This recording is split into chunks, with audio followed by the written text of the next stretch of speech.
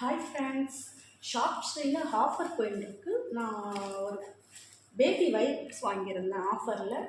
பாருங்கள், அது unboxing video தான் இப்போ பண்ண போகிறோம். நம்ம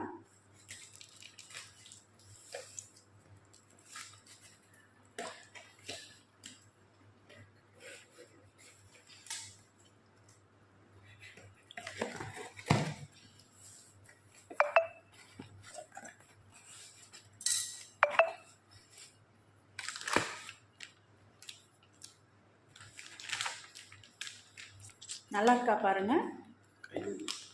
குவான்டிட்டி எல்லாம் ரொம்ப அதிகமாக இருக்குது.